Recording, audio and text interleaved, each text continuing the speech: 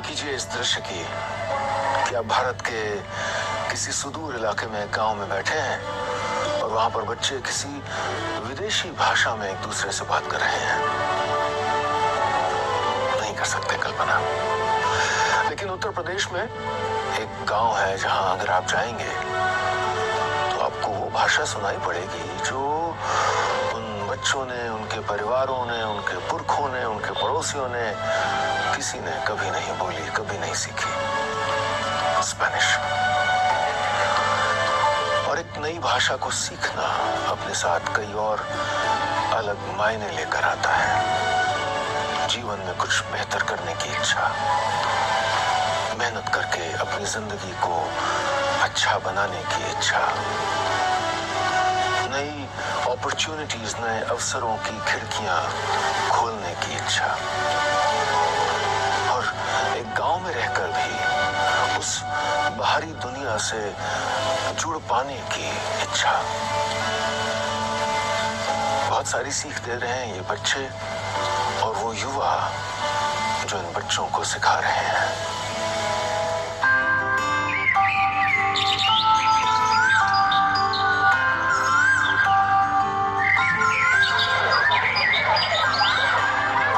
¿Cómo estás?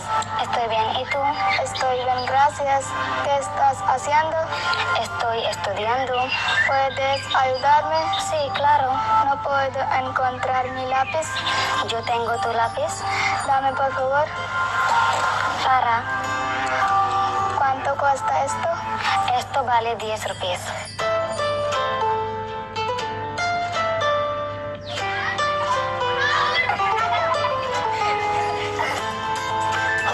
अपने अपने सांचों में जीते हैं। स्कूल, बड़े हुए, नौकरी की, शादी की, बिजनेस किया, अपने अपने सपनों की तलाश में चले गए। ये सब सांचे हैं जो कुछ किस्मत ने दिए हैं, कुछ हमने चुने हैं। लेकिन जब हम अपनी जिंदगी के इन सांचों की दीवारों में सुराख करते हैं तो उम्मीदों के रोशनदान खुल जाते हैं, नए सपनों की खिड़कियां खुल जाती हैं। उत्तर प्रदेश के एक छोटे से गांव में एक युवक ने स्पेनिश सिखाना शुरू कर दिया। एक ऐसी जबान जो वो पहली बार सुनने जा रहा था, पहली बार बोलने जा रहा था। YouTube पे मैं हिंदी सिखाता था इंग्लिश के थ्रू। तो मेरी कुछ वीडियोस पहुंच गई थी बोलीविया और स्पेन। तो वहाँ के लोगों ने कहा देखो भैया हमको स्पेनिश के थ्रू ही सिखाओ, इंग्लिश हमको नहीं आती है। और फिर उसके बाद मैंने बुक्स खरीद के थोड़ा बहुत सीखा और वीडियोस बनाना शुरू किया। और ऑनलाइन जो मेरे कई दोस्त बन गए थे तो मैं उनसे भी प्रैक्टिस करके स्पेनिश मैंने सीखा। पढ़ाना शुरू किया ऑनलाइन बच्चों को लाइव क्लासेस के थ्रू, इंडियंस को स्पेनिश और फॉरेनर्स को हिंदी। तो मैं दोनों तरह से काम करता था इस तरह से। तो ये ओवरऑल जर्नी शुरू हुई बच्चों की स्पेनिश इस तरह से सीखने की।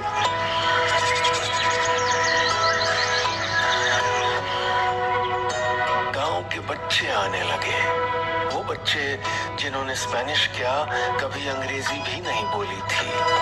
उन बच्चों के लिए इस नई भाषा के जरिए उम्मीदों के नए रोशनदान खुलने लगे, सपनों की नई खिड़कियां खुलने लगी, भविष्य का रास्ता दिखने लगा। जब विदेशी मेहमान आते हैं हाँ। तो तुमने घरों आते हैं हाँ। तो वो जो भाषा बोला था वो कौन समझाते हैं जब घर आते तुमने? तो भाई का छीन भरे का 1 घंटा भरे खातिर तब जौन बोले जौन हाँ हूँ समझे में आ जाते हैं, उनके समझे में ज्यादा आवत है। ठीक है, हमें बेटवा के समझे में ज्यादा आवत। अनुज की स्पेनिश बच्चे सीख लेंगे, वो बच्चों को पढ़ा सकते हैं, मैं पढ़ा सकता हूँ तो वो बच्चों को पढ़ा सकते हैं। वो चाहे इंग्लिश फॉरेनर्स को सिखाएं, चाहे हिंदी को सिखाएं और चाहे इंडियन को स्पेनिश सिखाएं। दूसरा, बहुत सारा फ्रीलांस वर्क आता है ऑनलाइन, तो फ्रीलांस वर्क इंटरनेट के थ्रू वो कर सकते हैं यहाँ से भी। और लोगों के टूर ऑर्गेनाइज कर सकते हैं यहाँ पे रह के। फॉरेनर्स की फ्लाइट टिकट, ट्रेन टिकट, बस टिकट, होटल टिकट, वो सारी चीज़ें बुक कर सकते हैं। और यहाँ से निकल के अगर वो किसी बड़े शहरों में जाकर काम करना चाहें तो वो वहाँ जाके भी काम कर सकते हैं।